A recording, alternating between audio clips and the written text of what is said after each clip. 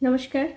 শহরের কথার সমস্ত সাবস্ক্রাইবারদের, ভিউয়ার্সদের এবং অবশ্যই যারা আপনাদের মূল্যবান মতামত দিয়ে আমাদের শহরের কথা চ্যানেলকে এগিয়ে নিয়ে চলেছেন, তাদের জন্য একটি নতুন ঘরানার একটি কবিতা আজকে উপস্থাপন করব। এই কবিতাটি পাঠ করার আগে কবিতাটি সম্পর্কে ছোট্ট একটু কথা বলে দিই।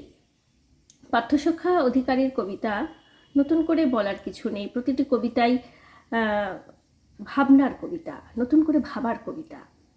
আজ যে কবিতাটি পাঠ করবে, কবিতাটি তিনি লিখেছিলেন বেশ কিছুদিন আগে, কিন্তু আমার মনে হয় প্রশ্নটা আমাদের মতো কিছু অনুভূতিশীল পাঠকদের জন্যই।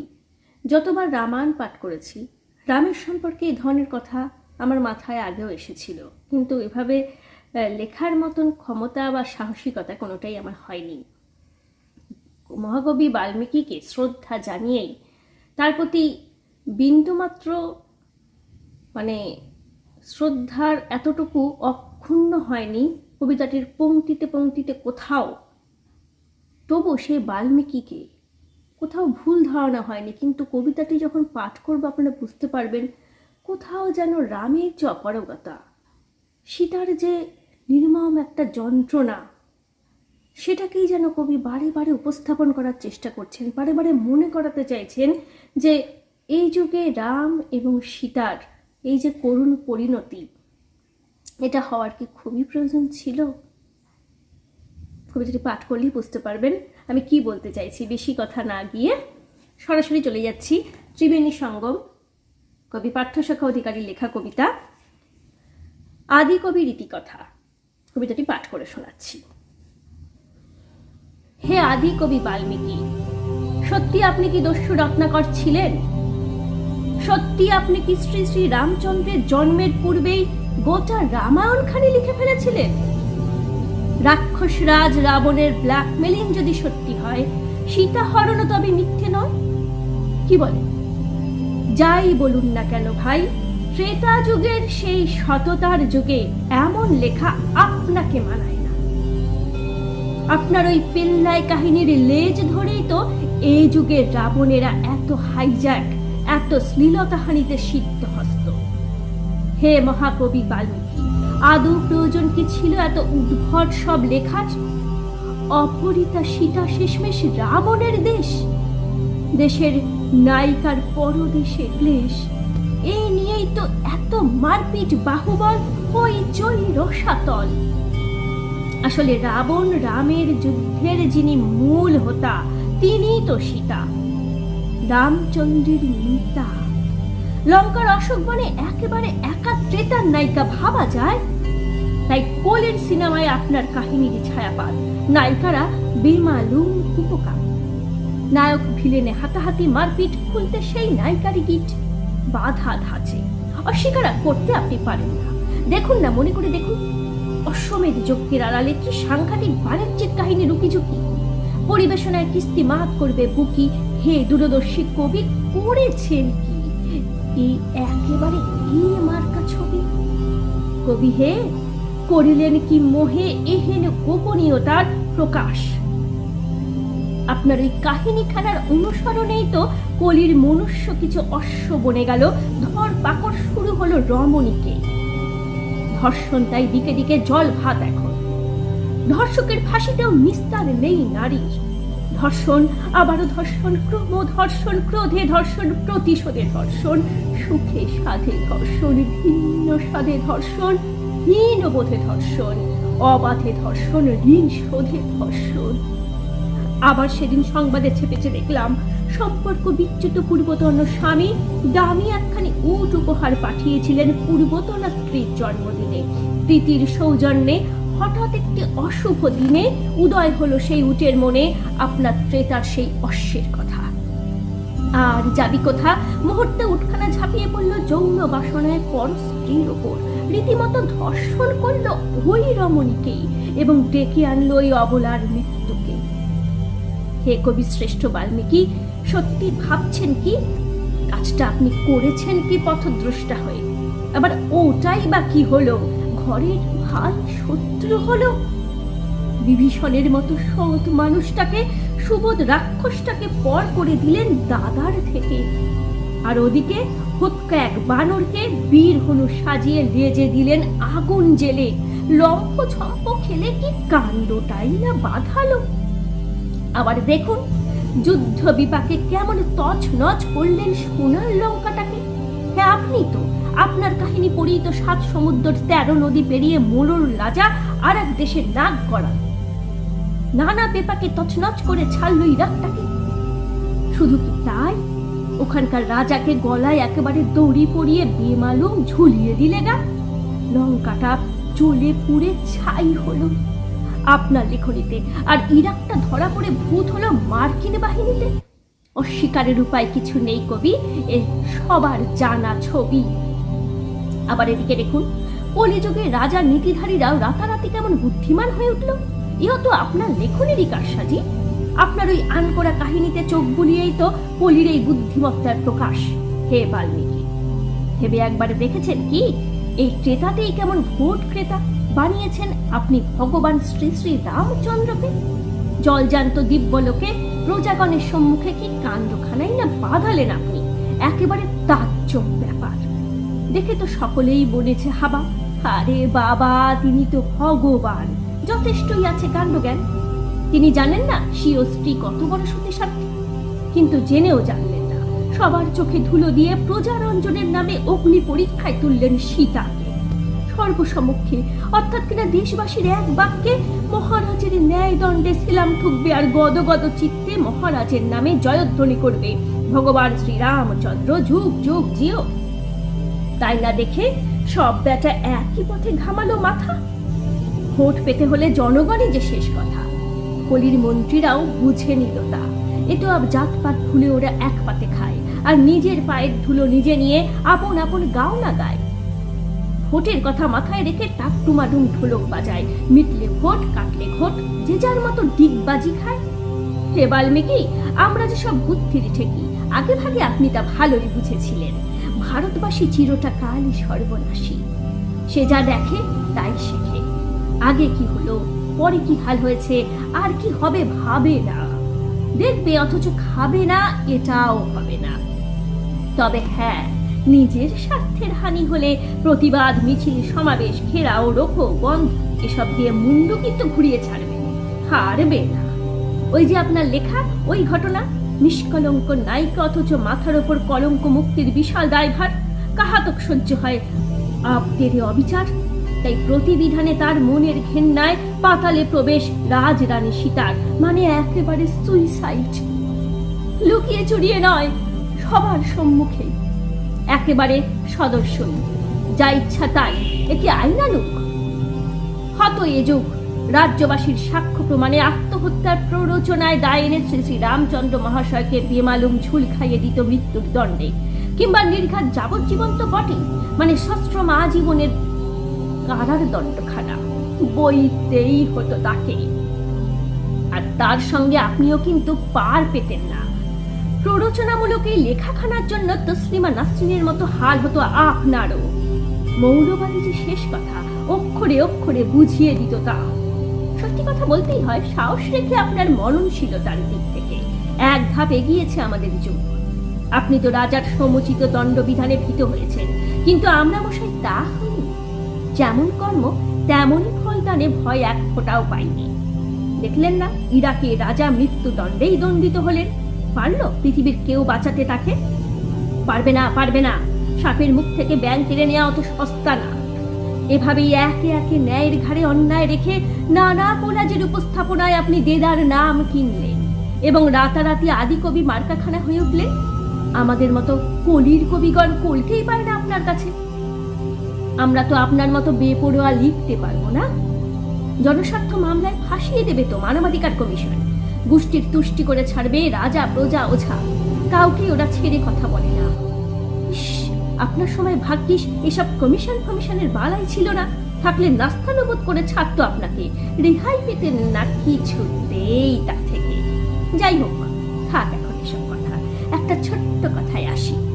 আচ্ছা হে আদিকবি, সত্যি করে বলুন তো, আপনি তো ভালোই জানতেন সীতা সাধ্বী রমণী স্বামী অন্তঃপ্রাণ, তাহলে এরকম নিষ্পাপ নিষ্কলঙ্ক সতীকে স্বামী পরিত্যক্তা করে জঙ্গলে নিক্ষেপ করলেন কেন? আর যদি বা তাই করলেন, তো ওরকমই একজন উচ্চমানের রাজ পরিবারের সতীকে শেষ পর্যন্ত কিনা গাছ গাছালি পূর্ণ একখানা প্রেক্ষাপ্পা পরিবেশে গর্ভবতীটি দেখিয়ে ছাড়লেন কেন? 7 কাণ্ডের এক রাজকীয় কাণ্ডে এ কার্যটা সতীত্বের সম্মানে সুসম্পন্ন করা যেত না? তাতে কি এমন ভাব কতখানা অশুদ্ধ হতো শুনি? তেমনি আপনি তা না করে ধরে পেরে লবকুশের জন্ম দেখালেন জঙ্গল মহলে। ছলে বলে কৌশলে কেমন হলো? কাজের মতো কাজ হলো? ভাগ্যিস একবিংশ নয়, তাহলে তো বিপদ আর ভয় অনিবার্য হয়ে দাঁড়াতো। যৌথ বাহিনী ধরলে নির্ঘাত মাওয়িস্টের লিস্টে নাম উঠত, আর মাওবাদীর পাল্লায় পড়লে যৌথ বাহিনীর সোর্সের দুর্নাম। সেটাকে মানে মানে তো জানটাই খোয়াতে হতো। সেদিক থেকে ভাবতে গেলে আপনার নাচের নায়িকা বেশ খানিকটা ভাগ্যবতীও বটে। তবে এ কথাখানা সত্য, কাজখানা আপনি মোটেও ভালো করেননি। শ্রীরামচন্দ্রের মতো সুস্থ মস্তিষ্ক সম্পন্ন সম্ভ্রান্ত এক রাজার কিনা স্বীয় সাধ্যী স্ত্রীর প্রতি এহেন অবিশ্বাস, এহেন আচরণ, তাও আবার স্ত্রীর চরিত্রে কালিমালিপন। না না, এ মানায় না, মানাও যায় না। এ তো আমাদের যুগের কলির কিষ্টদের মতোই, বউকে কুলোটা বানিয়ে রাতারাতি ঘাড়ে ধাক্কা। এখনকার সময় বউকে টেক্কা সহজ না। মহিলা কমিশনের দেদার আনাগোনা, আর সঙ্গে ডান্ডাই দেশাইয়ের খোল বাঁধা, পিল পিল করে ছুটে আসা ওইসব সংবাদ মাধ্যম। পিঠে পড়তো উত্তম মধ্যম গোটা কত ছিল না? ছিল না, আপনাদের সময় ছিল না। তাই খুশি মতো কাণ্ড কারখানা, আসলে প্রতিবাদী তো কেউ ছিল না, তাই তো এত রমরমা। জবরদস্ত বাণিজ্য বটে, যেমন নাম তেমনি দাম লুটেছেন মনের মতো। প্রকাশকরা যে কত ভাষায় অনুবাদ ছেড়েছেন আর বাজারে ছেড়েছেন তার ইয়াত্তা নেই। ঠিক আপনি যেমনটি চেয়েছিলেন সাকসেসও হয়েছেন মাইরি। কোটি কোটি মুদ্রার ব্যবসা হয়েছে, এখনো হচ্ছে এবং হয়েই চলবে, ভাবাই যায় না। অবশ্য প্রকাশকদের সাহসখানা কম নয়, যথেষ্ট ঝুঁকিখানা। এখনকার প্রকাশক হলে রাজি হতো না। 7 কাণ্ড দূরে থাক, 1 কাণ্ডেও না। কথায় কথায় বলে দেখেন না, ছোট করুন ছোট করুন, যতটা পারেন কমিয়ে আনুন, অত টাকা লাগানো যাবে না। এক গুচ্ছের পৃষ্ঠা লোকে কিনবে না। সে যাই হোক, তবে এটা তো স্বীকার করতেই হবে, কোন সেই ত্রেতা যুগের পশার দাপড় পেরিয়ে রীতিমতো কলিতে অবতীর্ণ। আর হবে নাই বা কেন? মাল মশলাখানা একেবারে যেন নেশায় মাতানো। কি নেই আপনার এই 7 খানা কাণ্ড কারখানায়? যে এমনি মুখরোচক তেমনি হাতে গরম, না হলে বালি সুগ্রীবের এমন পরম ভাতৃত্ব প্রেমে কাঁটা লাগানো হয়? হে ঋষিবর, না জানি আপনি কি ধুরন্ধর, ভাইকে দিয়ে খুন করিয়ে ছাড়লেন ভাইকে। আমাদের যুগে এ তো তারই ছায়াপাত। সুপারি কিলারের হাতে সবাই উপপাত। শ্রীরামচন্দ্রের দলে ভিড়ে এক ভাই খুন করলো আর এককে, আর এ যুগে হবুচন্দ্রের দলের ঘাড়ে চড়ে গবুচন্দ্র মশাই সুপারি কিলার বনে যায় নির্দ্বিধায়। সত্যি মহাশয়, আপনি অক্ষয়। বল্মিক স্তূপে আপনার বাল্মীকি জন্ম সার্থক। অনেক উইপোকার সপরিবারে বসবাস ছিল আপনার দেহে, এবং সেই সম্প্রদায়ের দলবদ্ধ কামড়ও আপনাকে বিচলিত করতে পারেনি, বরং সহনশীলই করেছে। একটু আবাচ্চে পণ্ডিতই ছাড়াবার পাত্র আপনি নহেন। 16 আনা আদায়ে স্থিতপ্রজ্ঞই রহেন। মনে পড়ে লঙ্কাখানা জয় করতে কি কাণ্ডখানা ঘটালেন। মানুষ, পশু, জন্তু, জানোয়ার কিছুই বাঁচলেন না। সাদা কালোর ফারাক রাখলেন না। কোথাকার কোন বন হতে লম্ফচম্প মার্কা 4টি বানর, জাম্বুবান, পশু পক্ষী সব জুটিয়ে এনে লেলিয়ে দিলেন রামচন্দ্র রাজার রাবণ রাজার পশ্চাতে। ব্যাস, রাবণ রাজাকে বসালেন পথে। কেল্লাখানাও আপনার ফতে। ওই কেল্লা দেখে শুনেই তো বেলিল্লারা সব কথায় কথায় বলতে শিখেছে। ওরা সব বাইরে থেকে লোকলক্ষর এনে নীলগড়ে সন্ত্রাস ছড়াচ্ছে। বুঝুন কাণ্ডখানা। আপনার 7 কাণ্ডখানায় এও কাণ্ড বিধরক লন্ড ভণ্ড। লঙ্কা জয়ে বাইরে থেকে পশু পাখি, দত্তি, দানব, বাদর, ছাদর সব হায়ার করে শ্রীরামচন্দ্রের পক্ষে ভিড়িয়ে একেবারে যুদ্ধে চালান। রামচন্দ্রখানাও হাড়ে হাড়ে বুঝেছেন কি সেই মোক্ষম খেলা, আর তারই অনুকরণে কলির মরণ। তবে এই কথা ডাহা সত্য যে শ্রীরামচন্দ্রকে আপনি এক আদর্শ নেতা হিসেবে তুলে ধরতে সক্ষম হয়েছেন। বহুত ক্ষমতাবান আপনি। না হলে আপনার কোন মানধাতার আমলের লেখা বইয়ের নায়ক এখনো এরকম ভাবমূর্তিতে উজ্জ্বল থাকেন? দেখলাম না তার চাক্ষুষ প্রমাণ, ওই অযোধ্যা কাণ্ড। কবের থেকে কাণ্ড কারখানা চলছে আনাগোনা বলুন তো? একেবারে সেই ত্রেতা থেকে কলি, খুঁজে তার মধ্যে অলিগলি। বাবর খাবারও ঢুকে পড়লো, এমনই লড়লো যে আবার একখানা রাম রাবণের যুদ্ধ বাদার জোগাড়। অগার বগার থেকে পুলিশ পেয়াদা সৈন্য সামন্ত এসে কোন ফাঁকে খিলে ফেললো দেশটাকে, যেন যুদ্ধবাদে আগ্রী। শেষমেশ বাঁচাতে মান, সাংবিধানিক সমাধান গড়পড়তা এক এক রকম হলো, তবু তো কিছুটা হাফ ছেড়ে বাঁচা গেল। হে বাল্মীকি, এই সমাধান সূত্র আসল নাকি? মোটেও নয় এটা সমাধান, দুপক্ষের অবধান মাত্র, ব্যবধানও যে কে তাই। এরপরে আরো কত সব কাণ্ডই না আছে। সময় অভাবে আপনি মাত্র 7 কাণ্ডে শেষ করলেই হবে? এখনো কত কাণ্ড খুলবে, ভাববে, কত ডালপালা গজাবে, জল ঘোলা হবে, এ ওর ঘাড়ে চাপবে, তবে না মুক্তি হবে। যুগ যুগ ধরে চলতেই থাকবে, দেশের 13টা বাজাবে, মাঠের মিছিলে সেই চলছে, চলবের মতো।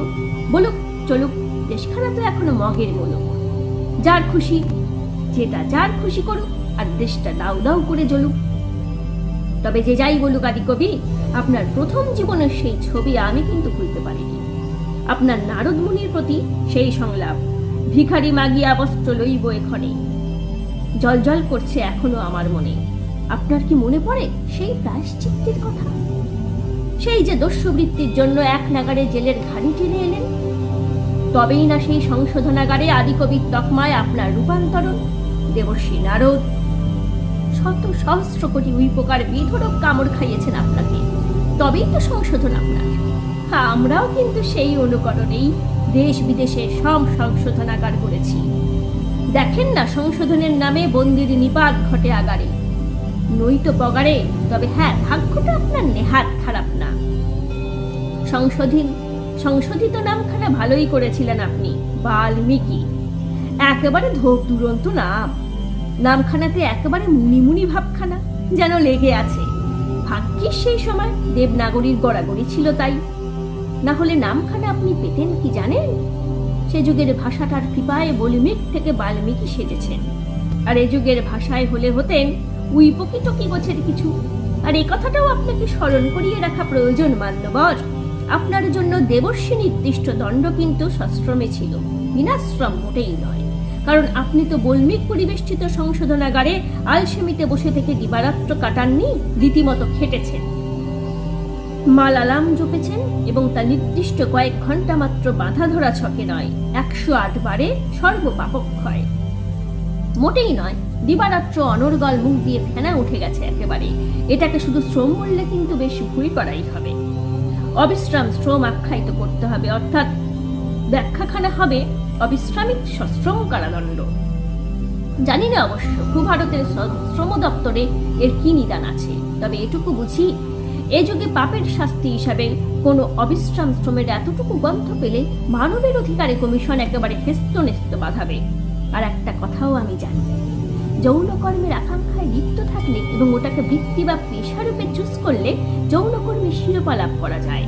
আবার এ কথাটাও জানি, পৌরোহিত্য বা জ্যোতিষবিদ্যাকে বৃত্তি হিসাবে বাছাই করলে আমাদের রাষ্ট্রীয় আইনে প্রফেশনাল ট্যাক্স না লাগা সৌভাগ্য অর্জন করা যায়। কিন্তু রাম নামের অষ্টপ্রহরী শ্রমিক হলে বৃত্তির দৌলতে রামকর্মী নামের অধিকারে আসে কিনা আমার ভাই নেই জানা। শেষ করার আগে সর্বশেষের এই কথাই যে, গেয়লোক হয়েও নির্বোধের মতো অনেক কিছুই বলে ফেললাম। নিজ গুণে ক্ষমা ঘেন্না করে দেবেন হে আদি কবি। অশিক্ষিত প্রলাপে সবই। আপনাকে 100 কোটি প্রমাণ, 100 কোটি ধন্যবাদ, কৃতজ্ঞতা। এখানেই সমাপন আদি কবির ইতিহাস।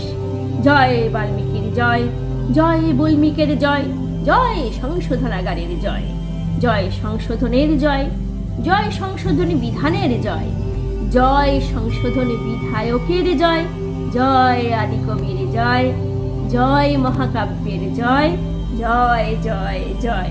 আর আমরা সবাই জয় শহরের কথা জয়। ভুল ত্রুটি হয়েছে বুঝতে পারছি, মার্জনা করবেন।